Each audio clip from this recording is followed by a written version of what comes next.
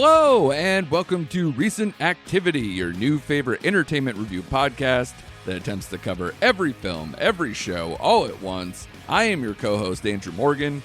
With me, as always, is a man who added intermittent fasting to his intermittent podcasting, Mr. Shane Beauregard. How are you, sir? I'm doing well, sir. How are you doing? I'm doing fantastic. Apologies to everyone for last week. We did not record. If you obviously noticed that it was not in your feed. Shane, tell the people why we didn't record. Sum it up there. It sucks out there, folks. It sucked. It was the end of Dumpuary, and there was really nothing worth reporting, to be honest with you. So we decided to load up for a rockin' loaded podcast today, man. Yeah, accent on the sucked past tense, because we are now rolling into March after we, as you aptly put it, we were in the end of Dumpuary. Our last episode was, very deflating with Madam Web and the like. But here we are, man. We are in mighty March, and we will be starting, with what might be, and based on critical scores, based on what we might be able to say right now, Dune 2 came in and is walloping. Again, we'll go over the box office and stuff. I was actually kind of mixed on I don't really know how to compare it because the first Dune came out during the pandemic. It was day and date. So that's hard to do. But as far as if it's trying to beat Marvel's ass or any of these type of things, doing pretty well. So, and critically, it's not even close. So Dune Part 2, Denis Villeneuve's latest installment in the Dune franchise based on the Frank Herbert novels, is out. And I think this is just a mashup of just so many positive things for them. Timothee Chalamet, if you talked to me a year ago, or at least before, or even before the Dune stuff happened, I'd be like, he's an Oscar player. He's good, but he's young. I don't know what his career is going to be. And then all of a sudden, Dune happens, and even the first Dune, we'll get into whether we like that or not. I was and he's not really fully grown up yet in that role yet. And yet, here we are now. We're post Wonka, and Wonka was a huge hit, and he's right at the center of it, whether you condone it or not. I do not. I do. Yeah, I know. You saw. I'm abstaining. I'm abstaining, Shane. I am still holding fast until someone unlocks my brain and just has me go watch that movie. But I'm out. I'm out for right now. But now, right after that was only a couple months ago. Now we're riding into Dune 2, and man, his stock is amazingly high.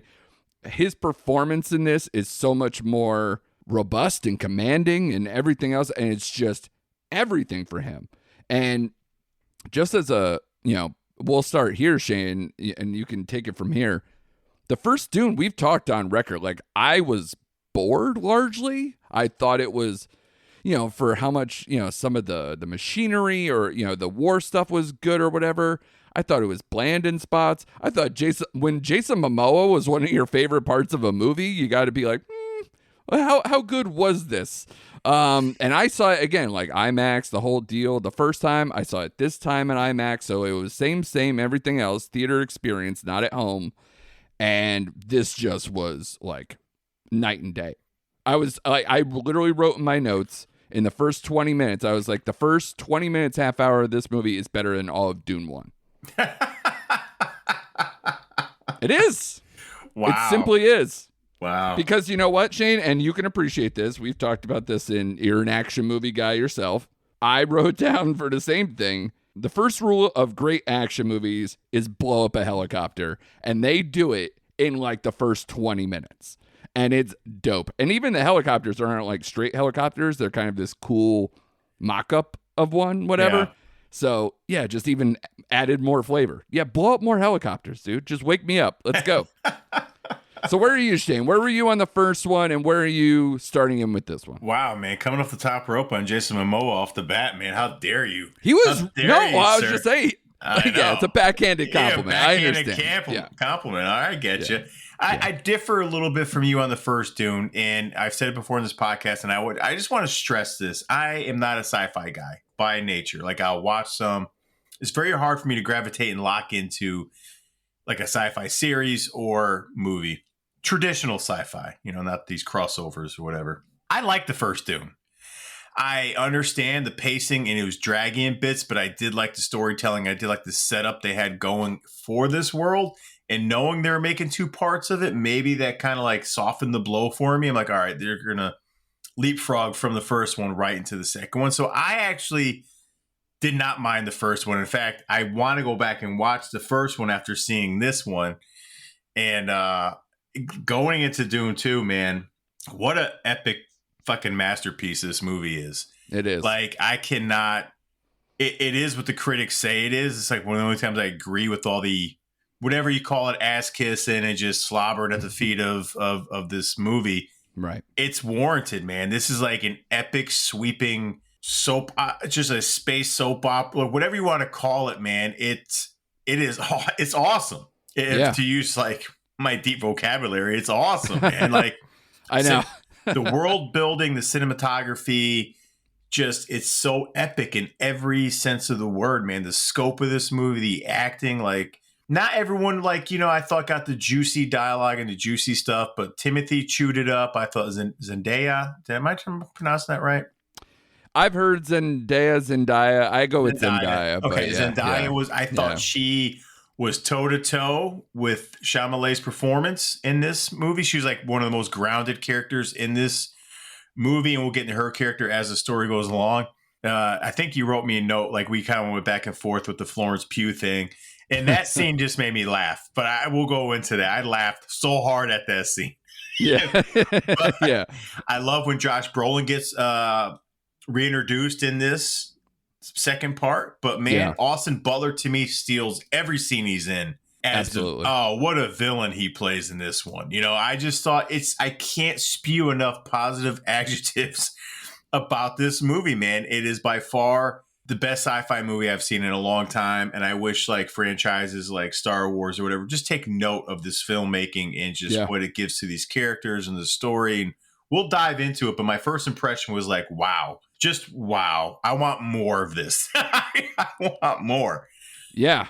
I echo everything you're saying, including, I thought it was weird that Florence Pugh is banging Cillian Murphy in this one too. I don't know. I'm just kidding. No, she doesn't. But her get-ups are absolutely amazing. So, it's an interesting role. And quite frankly, one thing you mentioned in bits, but I just want to list the cast of this movie because it's absurd. Like, I know the first one already had a very impressive cast list, but it just adds. Like, you bring back Chalamet as Paul Atreides, Zendaya, we bring back Javier Bardem, but like in a more ambitious, bigger role. I thought actually he was like the comic relief half the time, and it was great. He's absolutely amazing in it. He actually not carries, but like he makes that first probably 30 minutes, 45 minutes. And bringing back Rebecca Ferguson, Josh Brolin, you mentioned, Dave Bautista, again, coming back, Charlotte Rampling, people of that nature, Stellan Skarsgård, being more Jabba-esque, coming out of the oil pool or whatever the hell he sits in all day. But yeah, you're right. Austin Butler, Florence Pugh, Christopher Walken, Léa Seydoux, like adding like just even more and more and more to this cast, and everybody's like necessary. There's not, for a 3-hour movie, there's no bloat. Like, I was riveted the whole time. A very big difference from the first one for me to the second one. The first one I don't hate or anything. We've talked about this many times on the podcast. When somebody's like, this is a masterpiece, it's up for Best Picture, it's this. And I'm like, yo, I was fighting to stay awake. Yeah. Like, so you kind of dig your heels in a little more of like, it's fine, but it's not what you say it is. So it turns into more of like you rise up. You get a little ornery about it. But this movie, there's no question. 94 Rotten Tomato score, 79 Metascore, 9.0 IMDb, a 95 Rotten Tomato audience score, and a 4.6, I believe, last I saw for Letterboxd. It's like you can't get more universal praise than that. Like, this is shaping to be a potential Oppenheimer of 2024 kind of a thing, Early, but even yeah. possibly more of a monster, right? It's so funny. It's even people said with Everything Everywhere All at Once, when that kind of went on to sweep and everything else, that movie came out pretty early too. It was like right after South by Southwest, so probably more like the end of March, early April-ish. And this, because it's such a blockbuster, it's such a big thing that this could just dominate for like so long. Like we looked at the upcoming schedule. It is going to get better. We are past Dumpuary. There's a lot of stuff coming up. Like you mentioned, Imaginaries coming up. Ghostbusters Afterlife. There's a few tantalizing, and even Zendaya. For how much her stock is rising. Challengers will be out in a few weeks, and hopefully that doesn't get eclipsed by this. That would be an unfortunate byproduct of that. But yeah, this one, it's just universal acclaim, and I'm right on board. I mean, I bought a cup. You know what I'm saying? Like I like I said, I bought into the IMAX experience, which was just amazing, especially because you mentioned the cinematography. So yes, the scope of it, the war epic stuff, everything, like the Austin Butler, like gladiator type match thing before you actually get more of the intimate stuff later. The sandworm riding, which, could have been hokey. It could have been like, whatever, dude, we saw them. I don't care. I'm going to buy the popcorn bucket that looks like you could fuck it. Like, we're all going to do that, right? But I was all in. That was amazing. And especially even towards the end when they utilized the sandworms again, it was well done all the way around. And to be honest, the IMAX thing, I was almost more jazzed up in the same way with Oppenheimer, actually. The score. The score is so goddamn good, and it just blares, and you have these big, epic, sweeping moments like you were saying, and it just kicks ass. Like, it does reduce you, right? You're like, oh, my vocabulary. Fuck it. This movie just rocked from the first minute to the end of the third hour, and yeah, for anybody who doesn't, I mean, come on. This is the second of a franchise and whatever. I'm sure if you're here, you're not, not going to see it or like whatever. Like, you've seen this already, probably. You probably went opening weekend. If you haven't, we're going to do probably a little bit of spoilery stuff, but quite frankly, it doesn't need it. No. I mean, like, you could literally say everything. I mean, again, you have the Frank Herbert books. You have the series that have been done. You have the David Lynch Dune. So you probably know the story. Although that's something to put a pin in for later, because supposedly there's going to be some changes to the original story, which I'm not an expert in, so we can kind of talk about that too. But just to catch everybody up, this is Dune Part 2. The story of Paul Atreides continues as he unites with Chani and the Freemen while on the warpath of revenge against the conspirators who destroyed his family in the first film. Facing a choice between the love of his life and the fate of the known universe, he endeavors to prevent a terrible future only he can foresee. And I'll say it, man, this is like their Empire Strikes Back. Like, this is absolutely just a ride. It's dramatic. And you know what really killed me about the first one? You're obviously more of a champion. I thought it ended on such a fart. Yeah. Like, he just has like a fight with a Freeman, and that's it. It felt very much, and I know people, because they called it Dune, they didn't call it Dune Part 1, because it wasn't a fait accompli of what was going to happen to come. People didn't think it was, like, they thought it was an included movie, like how Star Wars, like New Hope, you could watch that and be like, cool, I'm done. Because it feels like a one-and-done movie. It doesn't feel like the first of something to come. Dune Part 1 definitely felt like, wait, did the movie just end? A little bit? So I was so happy that this one, it feels like the end of a part 2, but I was just like, but it also ends way cooler than the last movie as well. Yeah, here's a funny little note on how much I don't watch certain genres of films. The way you explained the ending of Dune Part 1, I felt the same exact way. I remember I was sitting in the theater watching the first Lord of the Rings movie, not knowing they were making a trilogy, not knowing there's 2 other films, there's a series of books, whatever. Right. That ended with them just walking through the forest. I'm like, you got to be fucking kidding me. Like, and the person next to me goes, bro, there's going to be a sequel, right? So I'm like, damn it. Now I got to watch the other movies. So I understand that, like how people, like how the first one ended kind of the same way as Lord of the Rings. Like it just kind of ended. But no, again, knowing there's a setup sequel, I was like, okay, I'm in. Yeah, I don't know what else much to say. It was just so great. But no, Paul's journey, that's what we're fixated in here. Is he a savior? Is he not a savior? Is he a villain? Is he a hero? They kind of leave that for you to kind of decipher on your own, because it goes both ways, especially towards the end of the movie, as he's like realizing what he has to do to free these people and take back the land and stop the production of spice. Yeah, sorry. To stop the spice and take over and, you know, try to overthrow the emperor and all that stuff. So it's really we're locked into him and Chawnee's Zendaya. Journey. So yeah, I mean, I was locked into those moments. I was locked into again all the just epic battles and just it was just so good. I was surprised though. We didn't leave it. We left an actress out. I was shocked to see Anya Taylor-Joy in one scene in this movie. Yeah, I was kind of holding that back because I think that's going to be a thing for future. I hope so. Here, but right, but she's in this movie, and I guess I didn't like see her listed, and I'm like, wow, she's in a very small part, you know. But it does foreshadow what hopefully we have done coming down the pipe. Because I was talking to my buddy who read all the books, saw all the movies, and said this is like the best version of Dune that there's ever been.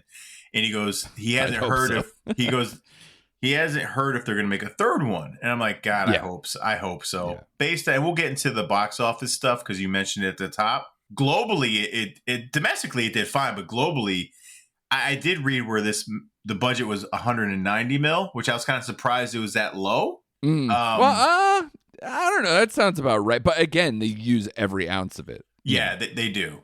So, yeah, I don't have any negative nitpicks. I did laugh at how much of a wimp they turned Batista's character in. I did laugh because he was just, a wimp, really. I don't know other way to put it, man.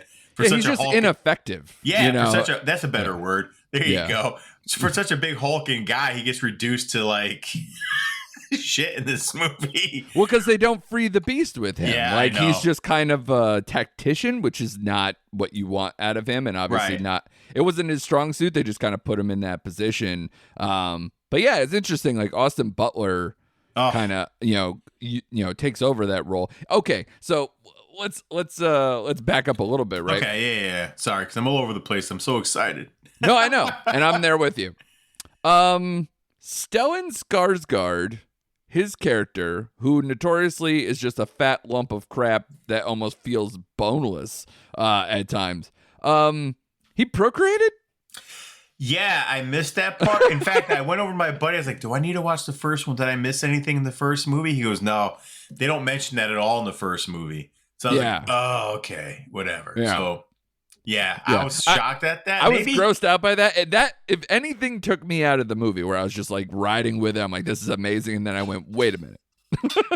Like, I know Austin Butler's like his nephew. It's like not his kid. But then like they mentioned, what is it? Like Leah Seydoux is his daughter or something like that. Right. So I was just like, wait a minute. That can't. No. Come on. Maybe Who's he was straddling. Yeah. Maybe he was. I don't know. Maybe he looked different back in the day. I don't know.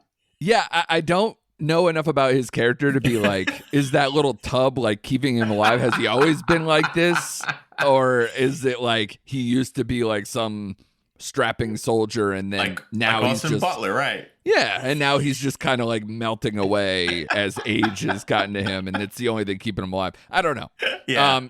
If anybody's out there and they're listening to two dumb morons just sit here try to parse through an epic tale like this of Space Jesus and his friends, you tell me what's going on with Stellan Skarsgård's character. But what's actually, now that we brought up Batista, we brought up Austin Butler and all this stuff, it's interesting that like I love how they kind of play the chessboard of like, it's not just about the conspirators who like plotted to kill his father and topple that regime.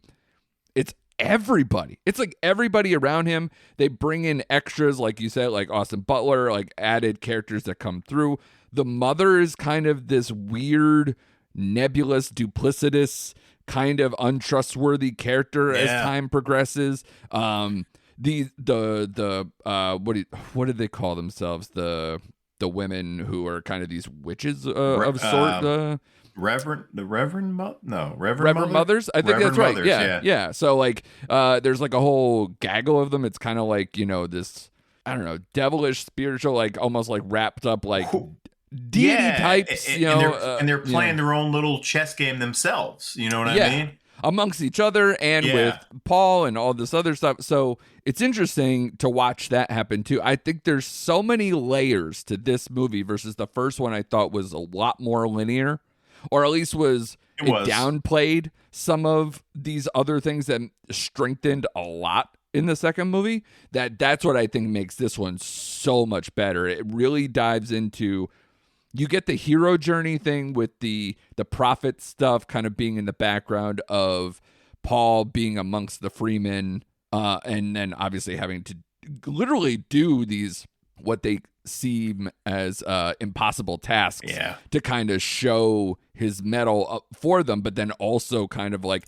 elevate this prophet like stature that some of them believe that he is. So it's interesting to watch. And then of course the Zendaya stuff, and that budding relationship, them going back and forth. I thought they have very good chemistry for what that movie needs. And then of course it sets up for how deceiving or devastating, depending on your level of commitment to the bit or to the relationship, of how the end of this movie goes. So it's interesting, and it makes, but the ending definitely makes for like, I am like salivating for a part 3, when you could have told me after Dune Part 1, I'd be like, whatever, whenever Dune 2 comes out, just let me know. And now I'm just like, oh my God, it's like one of the best movies I've seen in years. So, or whatever. Yeah. So, and especially, you're right. Even I am a sci-fi guy. I watch all this stuff, and it kicks anything of Star Wars since the OGs, and like, it's not even close. And yeah, I can't think of like anything else. Ironically, and I'll get shit for this, but like, even like the Alien movies, one of the writers is like the writer of the screenplay for Prometheus, and that was probably, I don't know, maybe one of the last like sci-fi-ish ones that I liked enough to, but it doesn't even compare. It's not even close. I don't even want to breathe that in there. Like, I don't want to put that out there, but yeah, this movie deserves all the accolades it's getting. And real quick before you jump in here, box office, 81 domestic, 97 internationally, for a total of 178. That's good. I think it's only gonna, like, it's only gonna get better. Movie, for such a long movie, again, I think that's makes it a little prohibitive, but man, I would see this again. Like, if somebody was like, I haven't seen this and I want to see it, I'll be like, okay, cool, I'm up. Yeah, I'm going to go see it again. Not sometime right off the bat, but like, give it another couple weeks. I definitely will see this again in March. Being so good, we see this with like trilogies and ongoing franchises. You could even point to the OG Star Wars. Like, you go from such a high of Empire to such a like, okay, whatever. Ewoks, Return of the Jedi, whatever. I hope he keeps it on this level. And it's gonna be hard, because now our bar is set so high. Yeah, it's like, you better come guns a-blazing in this third one, or else we're gonna be like, what the hell, man? Like, it wasn't this. Yeah, I get so nervous, but like, he's a very capable, obviously, filmmaker, and I think this is going to steamroll for the next couple weeks, especially with the word of mouth coming out after the first weekend and all the praise and critic scores and audience scores. I think for at least a couple weeks, I'm going to say 2 or 3 weeks, like, it's going to be number one for a while, like at least until the end of the month is my guess. So I don't see Ghostbusters beating this out opening weekend either. I'm so tired of that trailer. Please, good Lord. Like, I know you mentioned a couple weeks ago. Yeah, I know. Please, I'm tired of this trailer. But anyway, like you said, we got like Roadhouse, but that's an Amazon Prime release. Yeah. You got Ghostbusters, and you have, which I'm fully erect for, is Godzilla and Kong at the end of the month, which will do some good numbers, but Nothing like this, I don't think, man. Like I don't see anything. Like you said, this comes out so early. I feel like, all right, summer, good luck. Like, good luck with whatever else you have coming out this year. Yeah, and obviously the IMAX part of this too is going to be interesting because they probably have Godzilla Kong IMAX screenings coming through, possibly maybe some Ghostbusters, but they would be idiotic to take a lot of these away from Dune Part 2. Oh God, yes, I agree. Which will also enhance and inflate the box office. So the only cautionary tale about these numbers, and I saw, one, they had the fan screenings the week before. Now, granted, I think there was one showing, but it was one showing like nationwide and possibly even international. So where that number that I just said includes that stuff. Okay. So, you know, it's not just the opening weekend. I went to Box Office Mojo to see where it is right this second. But I think this movie has tremendous legs, doesn't have a ton of competition, and if it stays doing a lot of IMAX is the other thing inflating this number. So I want to see almost like on a per ticket basis, kind of like how many people are watching this movie. And the runtime is also going to be a little prohibitive to get it to be like epic numbers. Of course, I say that as a person like, you know, wasn't Endgame like 3 hours or damn near or close to it was, whatever. Yeah. So, but again, that's a whole other different situation. It's the culmination of this 10-year long thing or what more, you know, more or whatever. So for what it is, I think the numbers are encouraging, but I want to keep an eye on it because I think if it's, again, just something that people keep returning to, it gets more IMAX showings, it still keeps its stamp out there in a weaker kind of time of the year, this could be in here until Memorial Day. Yeah. Like, it can have a Maverick summer kind of a thing where it just keeps going. I mean, it's not as popcorny because it's a part 2 of something. You have to already have seen the first one. And, you know, obviously the first one can be a lot. It's pretty dense. So I don't think it's going to, you know, reach anywhere near those popcorn type of movie numbers. But with that said, if it gets near, I don't think it's going to reach a billion status. No, but it's going to come close, I think. So, like, I've been recently, because I got into an argument with my brother over the Guardians of the Galaxy box office. Yes, I know we live very fruitful lives. But the bigger ones of those hovered around 800 and something million. None of those even crossed a billion. Right. So, and those were like, especially the first one was like phenomenon. So I don't know what this is capable of. But again, a soft schedule, especially with no MCU until Deadpool. Like, I don't know. It's got a long runway. Yeah, so this might get more repeat than I would even thought going into it. So we'll see. Yeah. But yeah, I think I'm very encouraged. For anyone, you know, really who have been hanging on, we haven't like spoiled too much. Did you want to go through the ending and kind of how you feel going into part 3?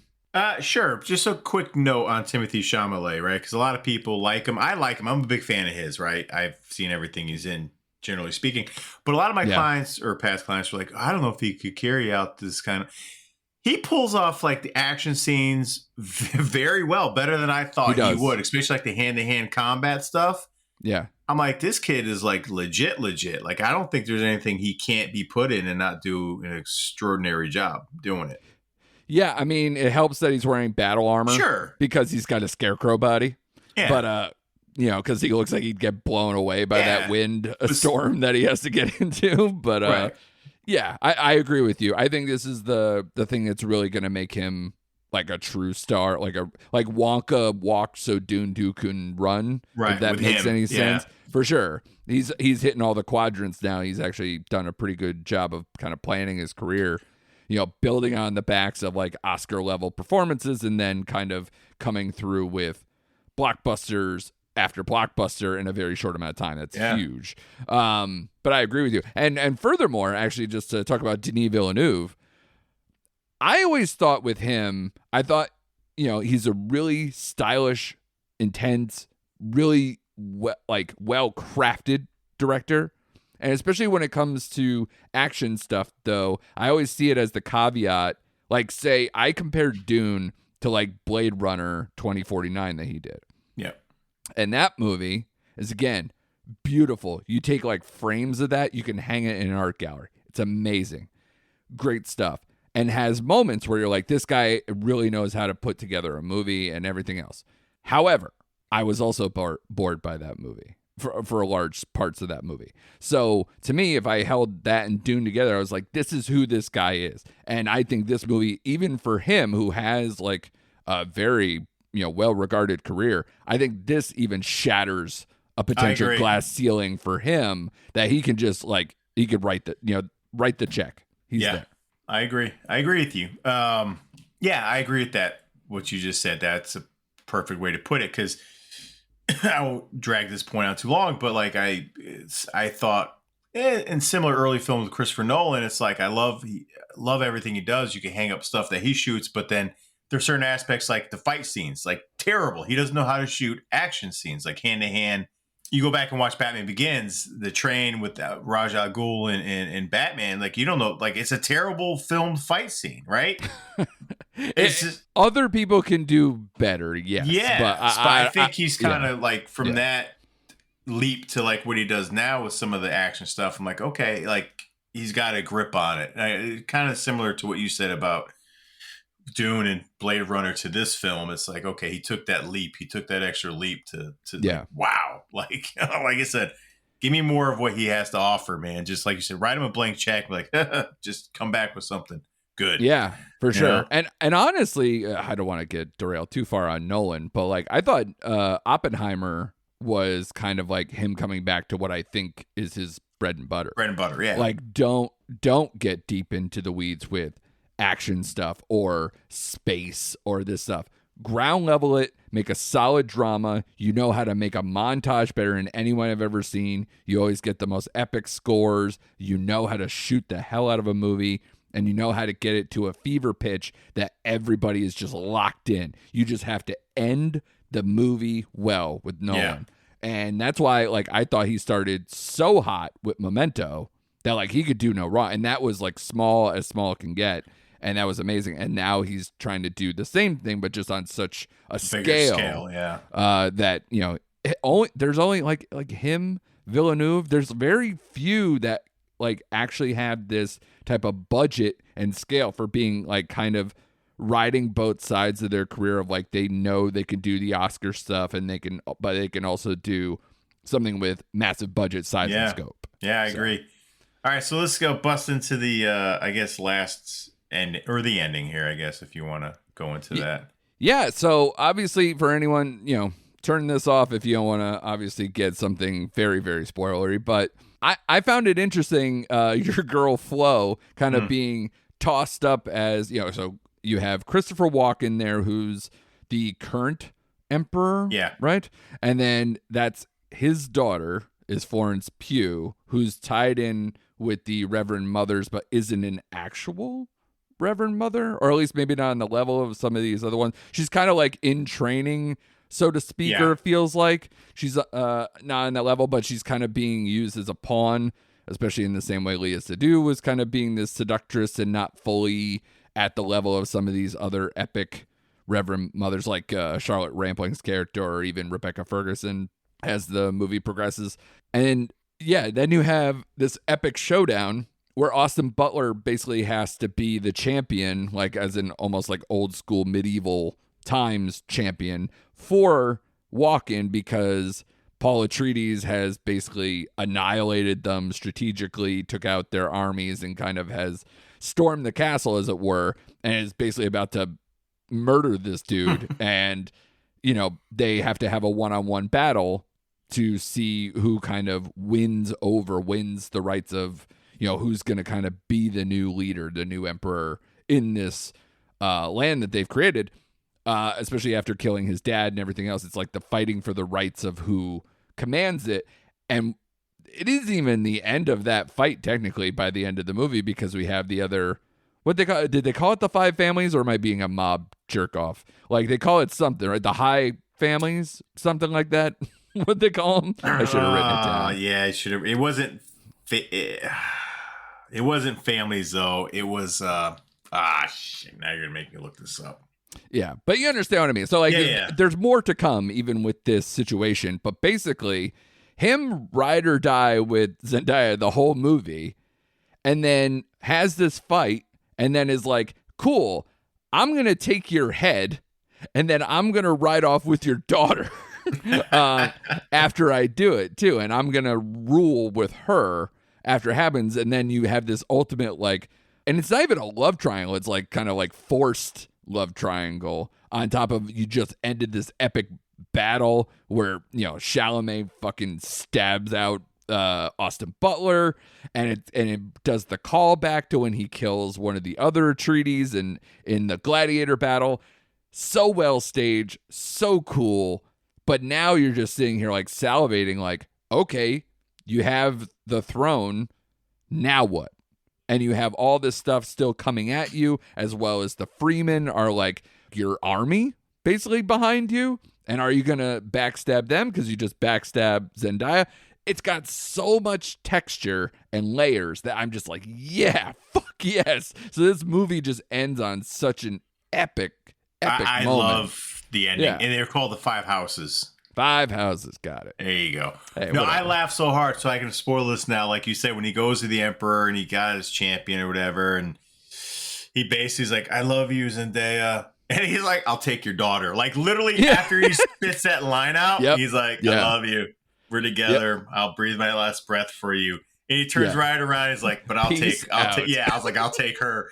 And the look on Zendaya's face, man, was so well acted in the moment because she's, you could tell she is crushed and angry at the same time. Yeah. And doesn't know what to do with herself. You know what I mean? Plays it perfectly. Yeah. Plays it perfectly. And she's the only part of that faction of Freeman's, right, that doesn't, I don't want to say doesn't fully buy into Paul because she believes in him as a person, but you can tell he starts to waver in ways that she doesn't fully trust or like doesn't agree with. You know what I mean? Yeah, there was several conversations about between the North and South part of the Freemans, and then also, you know, that the premonitions are one thing, but like to not buy into just be you all the way, and if you stay true to you, I'm gonna do this. I'm gonna be right with you, and then boom. Yeah, and that's a turn we see in Paul as the movie progresses. Like he is kind of coming out of who he was in the movie, but in his mind he's doing it for the right reasons. In her mind, he's like he's changing as a person fundamentally. Yeah. So it's the way they layer that in there, like you said, is just phenomenal, man. It's just great. So for anyone who doesn't know, we skipped over like this Freeman world is divided into like the North and the South and different factions. The South part is more devout, religious zealots or whatever you want to call it. They old school, like Bardem's character, like he's like the head of that kind of thought. Whereas Zendaya's character, younger crew are more like free thinkers and they don't believe in the old ways and the old whatever, you know? Yeah. There is no profit. Let's do this for ourselves kind of thing. Yeah. So you get that going in within that faction, which is interesting enough.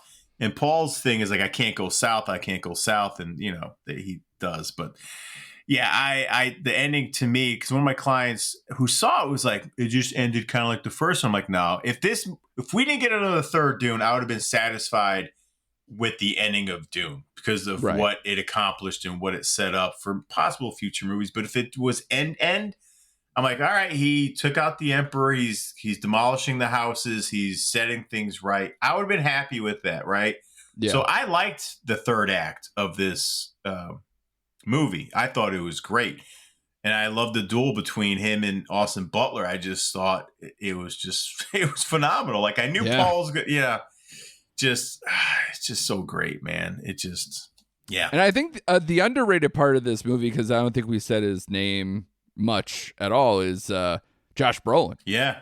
Because to him just come off the top rope and really add an extra layer of like, is this going to change who Paul is? Is he going to go back to, is he going to change his loyalties?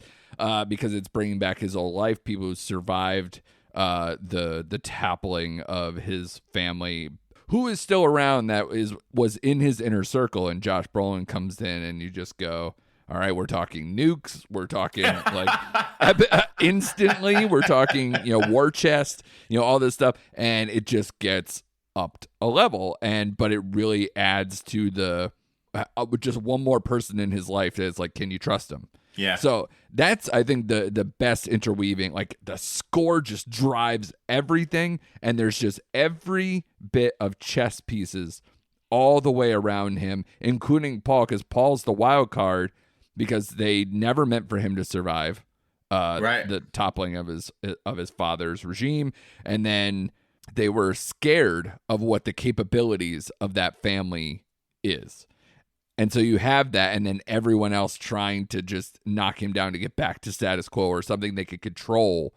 And then you have the Austin Butler part where it's like, can we control him because he's just a savage? And you have like the Reverend Mothers, and you have all these like little bits, and then the actual whatever's left of the monarchy, if you want to call it that, between the Emperor and then these other pieces. What is it? The Baron is Stellan Skarsgård's position and everything else. So it's actually a well-crafted kind of, it's a meditation kind of like how, almost like how the Middle East transitioned over time. Mm-hmm. Like when they were monarchies, ruling lands, powerful families, all this stuff. And then it became religious connotations, kind of overcoming all of those things, and uprisings, and God, every version of crusades and whatever else that were to come in history. This is kind of like a microcosm or a play on all of that, and I actually dig on that too,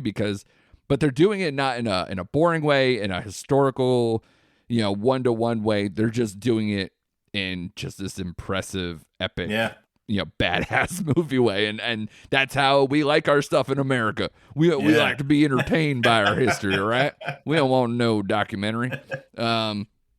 So that's what I think is going to be its legacy. And as if we want to tip this way at all, awards wise, I know it's way too early, but I just hope this movie doesn't get fucked because it's a part 2. Because I saw it with Lord of the Rings where they dragged it to where they're like, oh, we'll wait until Return of the King and then give them their crown. I hope it doesn't come to, oh, this is great, but you have one more movie in you, so we'll wait. I think we're at a time and point now where I don't think that's a worry for me. You know what I mean?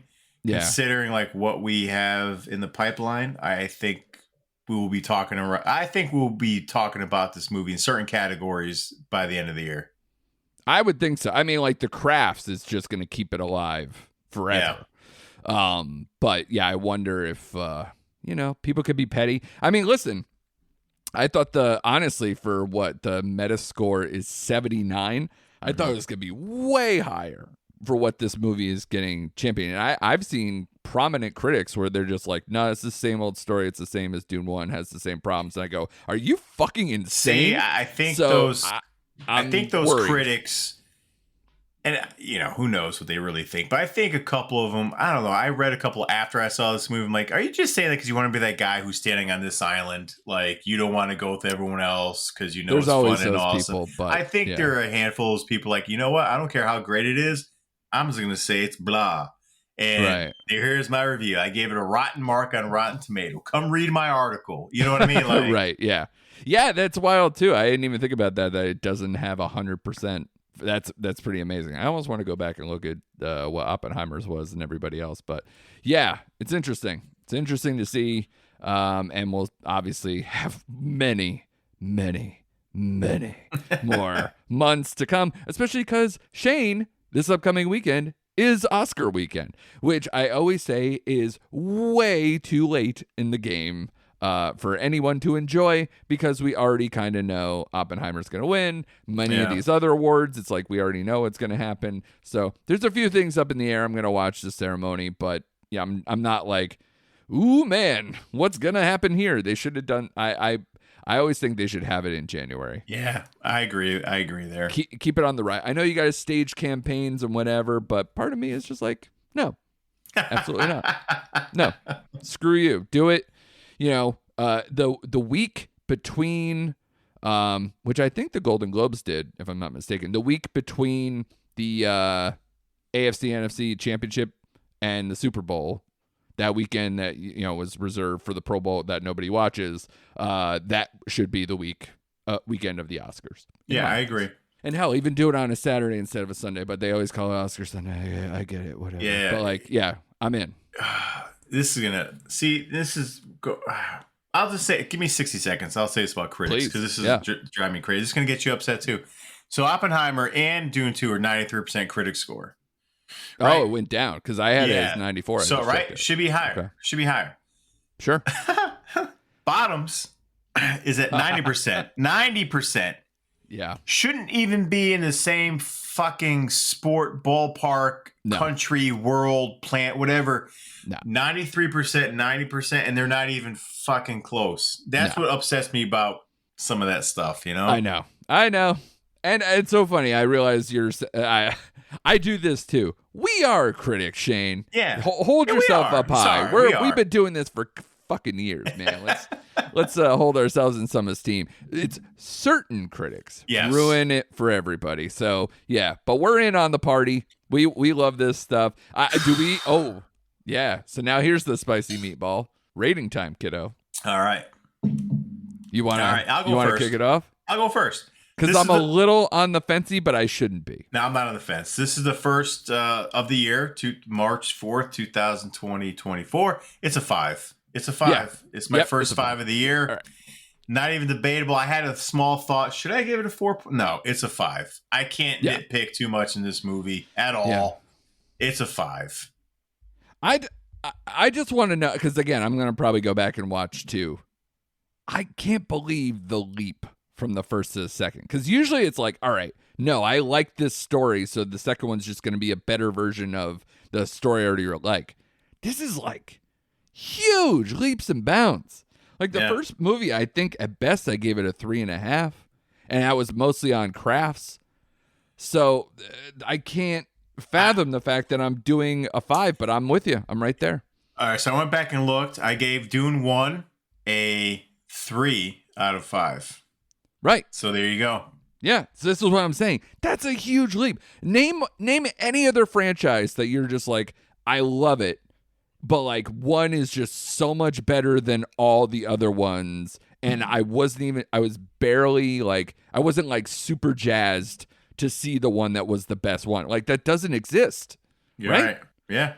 Like I agree. Name all the other big franchise. Like you just can't do it. If anything, usually some of them stumble in the second to get back to business in the third. Yeah, almost like they stretched it, you know? Right, yeah.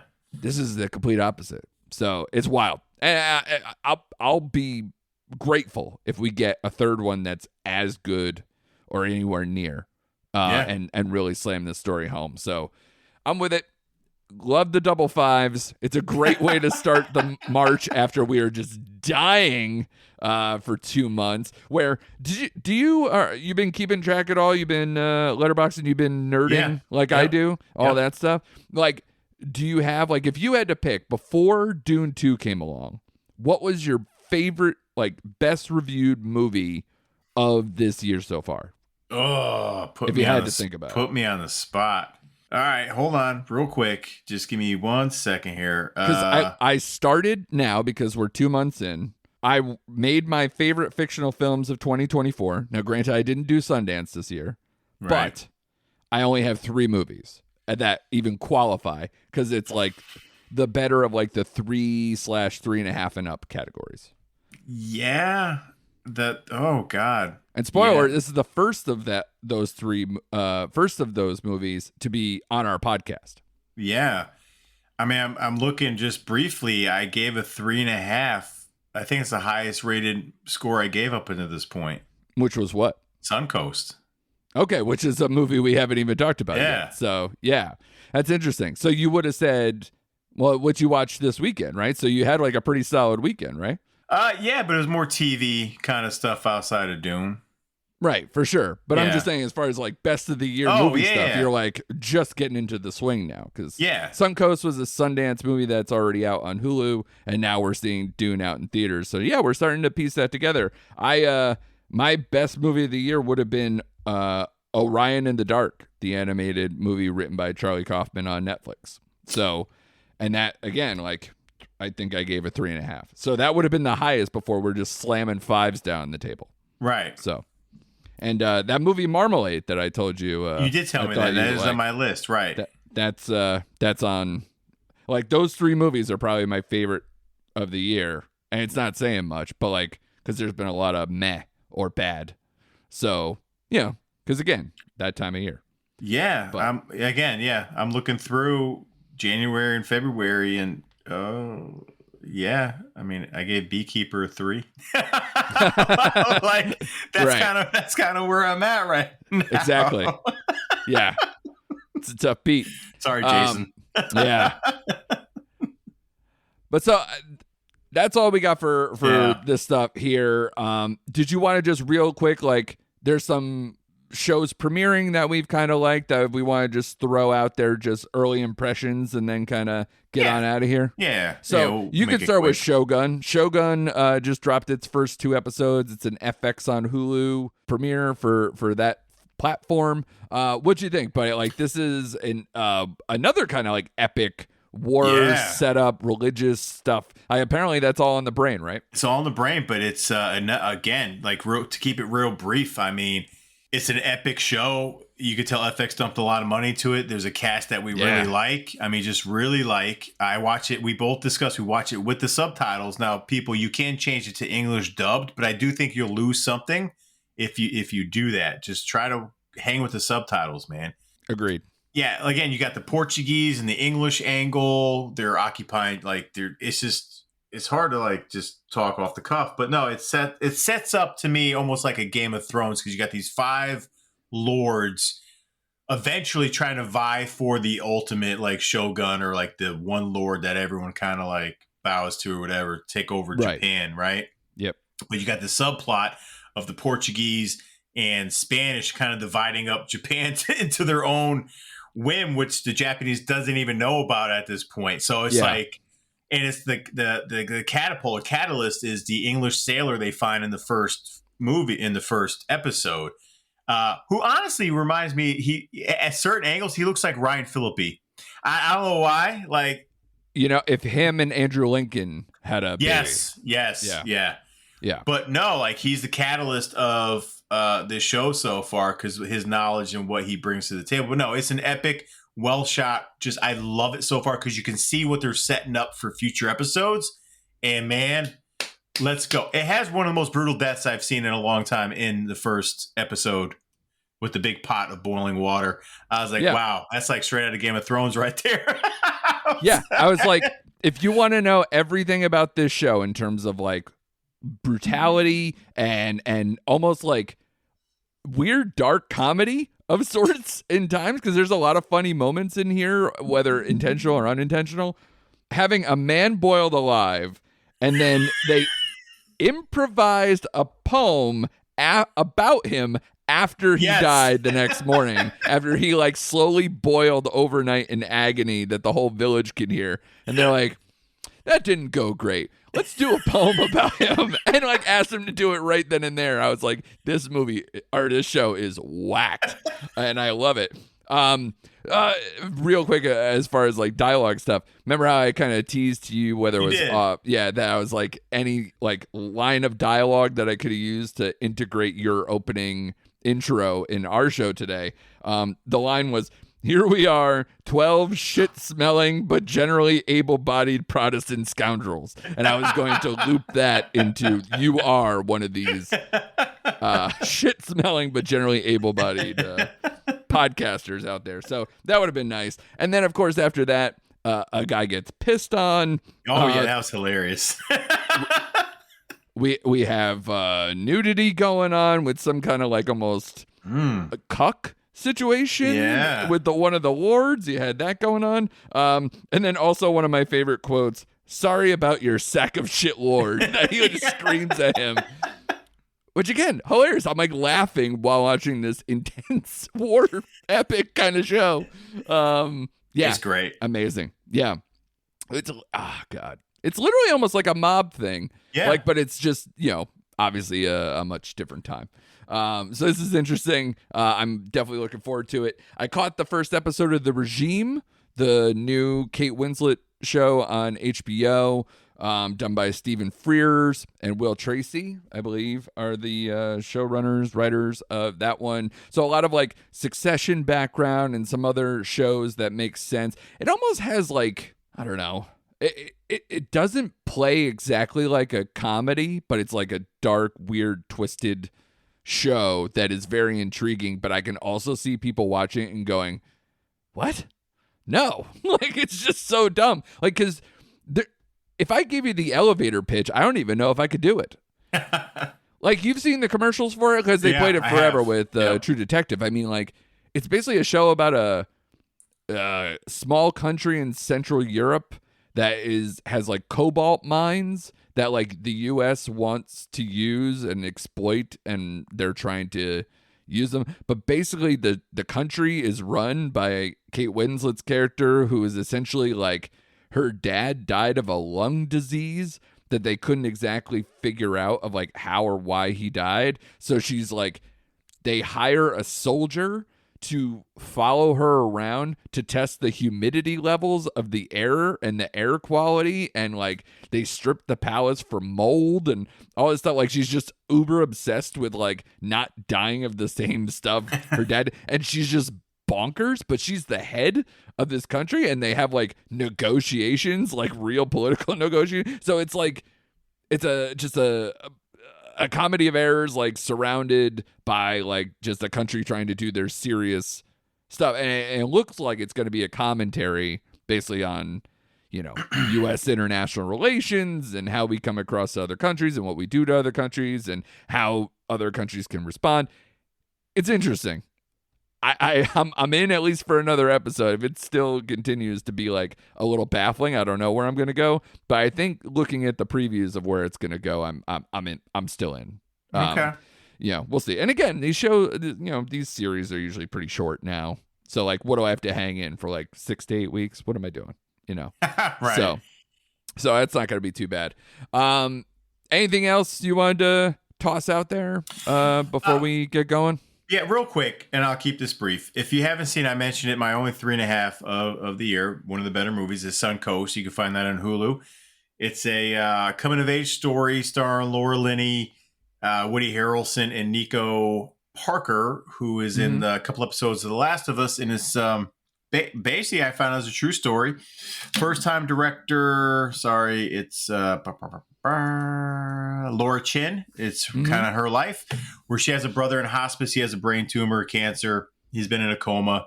She spends a lot of her teenage years taking care of her brother, so she has no outside life. Laura Linney plays a controlling, overbearing mom who they have this rocky relationship, and she kind of befriends Woody Harrelson along the movie. So it's a for coming of age story, I thought it was very well done.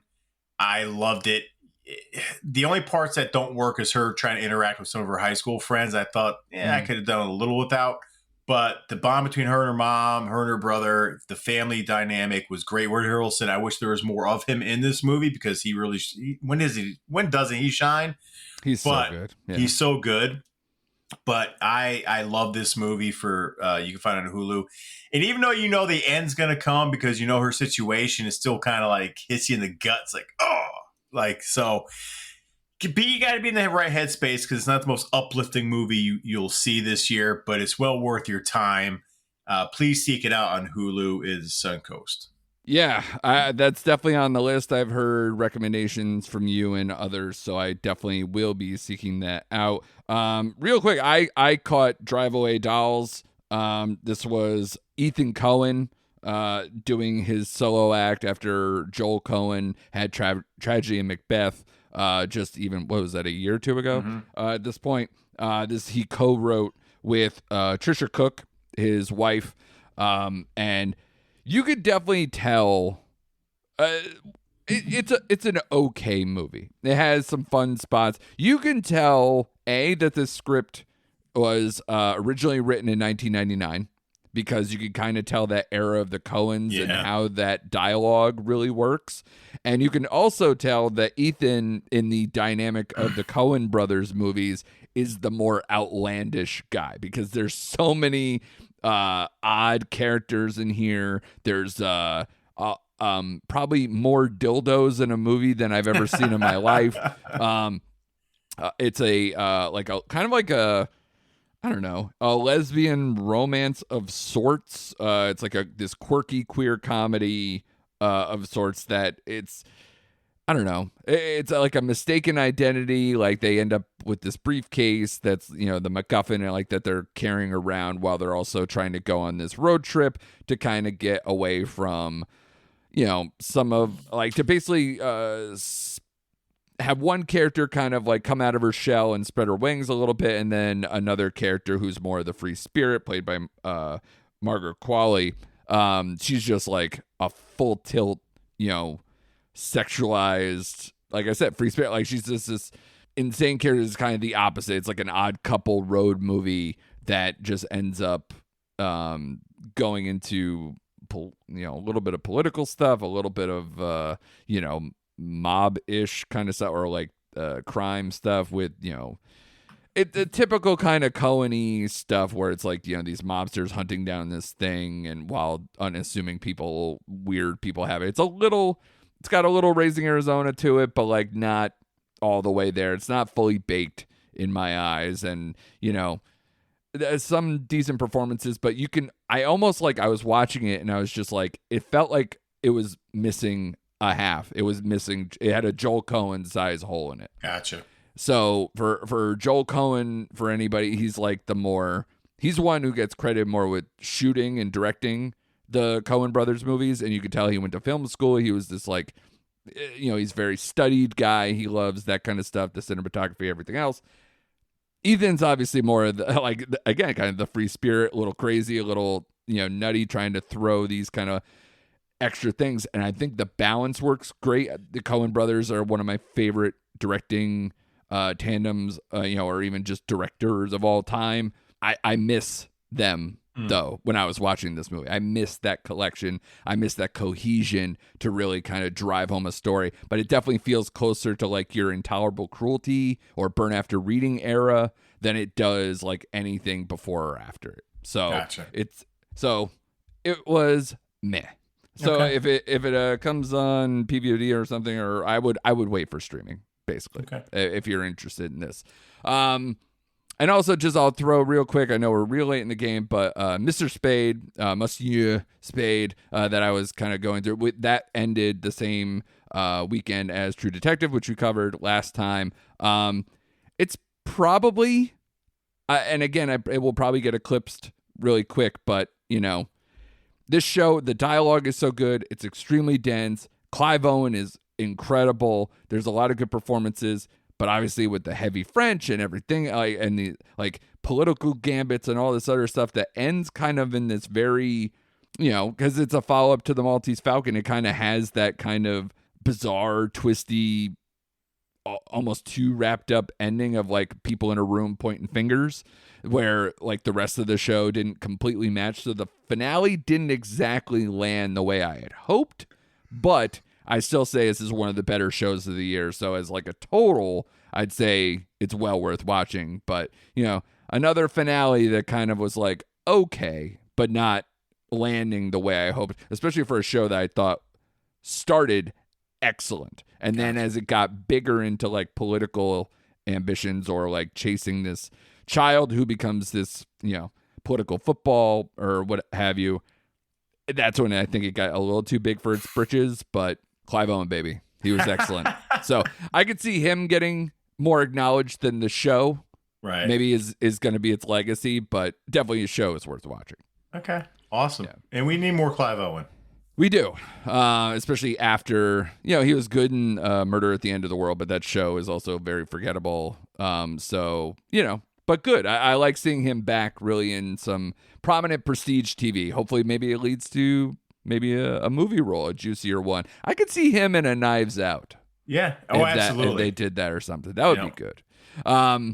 Great job by you, man. Anything else? I mean, it looks like we're hitting the end here. Great job as always. Thank you everyone for listening. If you're out there, give us 5-star review. Do all the right things. Tell a friend, send up road flares. Do whatever you got to do. Get more people to the program. Don't want to shout into the void. So thank you all for listening. And of course, we will be back whenever the hell we're back, because we always do that dumb miss in between, and that's why you love us. But thank you all for coming back for this week, and we'll see you next time for more recent activity.